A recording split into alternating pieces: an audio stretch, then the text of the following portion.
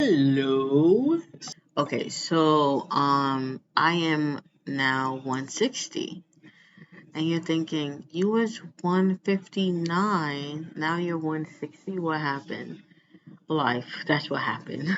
I was actually 159.8. So I knew that I had a feeling that it wasn't that 159 wasn't going to last. But I still talked about it because I did weigh 159 at the end of the day, um, last week. But it didn't stay 159 on, I think, Monday or Tuesday. I definitely meant Monday, definitely Monday. I weighed myself again and I weighed 160. And I was even it was weird because like even though I knew that that was going to happen, I had a feeling that was going to happen. I was still devastated when it happened. I said to myself, Chanel, I don't think it is healthy for you to weigh yourself every day because it is getting to you. It is really getting to you. And you're starting to miss the point of losing weight. Like you're starting to lose your focus. And you're starting to think it has to be the numbers, numbers, numbers. And really, it's a holistic approach. It's being healthy in the inside, like being a healthier you at the end of the day, getting enough steps, lower down your cortisol level, and getting enough sleep. It, those are more important than the numbers on the scale. And I've decided to just weigh myself once every week. That's it. If I lose a pound, if I don't, I'm good. If I gain, I'm good. As long as my stress level is, as long as I am improving on my stress, my sleep, and my steps. Making sure I get at least 5,500 steps a day or above,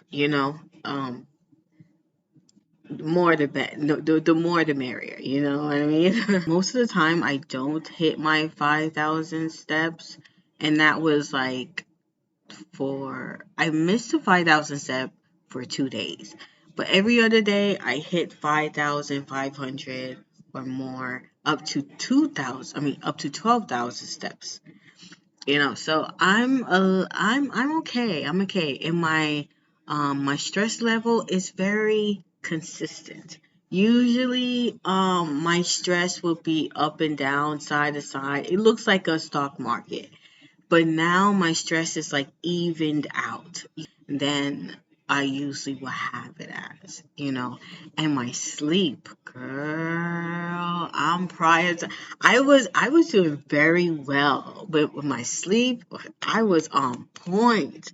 I made sure that I'm in bed before 10:06 or 10:07. I will get to bed by that time, in bed by that time, and I start to get sleepy by the time because it's been like a week, kind of like little over a week that I'm doing I'm being consistent at. But yeah, like it's my sleep is going very well. Other than that, I think like this week it was just consistency.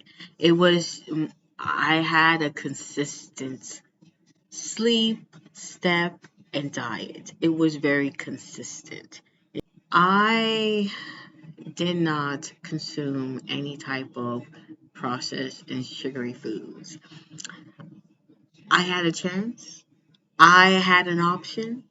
I had an opportunity. I had an opportunity, but I didn't take it. Because of God. He kept me, dude. This journey, I'm telling you, it wouldn't be a journey without God. So I think I strongly believe, not think, I strongly believe that if you are going through any journeys in your life without God, you're wasting your time. So Focus on God, get connected with God, because it is such a reward, you guys. When I started to spend more time with God, I started to spend time with God. I didn't start to spend more time with God. I actually started to spend time with God all over again. My stress, everything, work started to work. Like everything started to work. Honestly, I became less stressful. I became less anxious. I started to see life as if I still have purpose in my life. I still have something to live for. It's because throughout this journey and every type of journey that I'm going through, whether it be my skin, my hair, my teeth, my eyes, my health in general, I started to feel discouraged. I started to feel like nothing will change for me. Like all that I am doing, I'm doing it for. I'm just existing and not living. I'm just doing it, feeling like it will never change. So when I started to spend more time with God, it's a new light. It's a new life for me because I started to have hope. I started to see changes, positive changes in my life. So that's why I say, like, any type of journey you're going through, it can be lonely at times, all the time, actually. But when you have God with you, rooting with you, and changing things for you, you start to believe that everything that God approved is possible. It really is. But you wouldn't know until you experience that relationship with God. You experience hope, and you start to see your goals, your dreams, your aspiration materialize. And I couldn't see it without God. I'm being honest with you. I just couldn't. So in every area in your life, have God in it. And I'm not talking about Jesus Christ or Muhammad or Salman, Buhaman. I'm talking about God the Father, the creator of heavens and earth. Back to what I was saying, that I had an opportunity to buy fast food. I mean, I had an opportunity, but God kept me. He said, "No, Shana, I'm not gonna let you go through that." So instead, I ate rice because I didn't had the diet foods, because I didn't have the diet food with me. And well, that's a lie. I did, but but it was finishing. So before it was finishing, I wanted to eat something else, because I already know it was gonna finish. So I wanted to eat something else, and um I wanted to do that. And I thought about like eating, like, fast food and sugary foods again.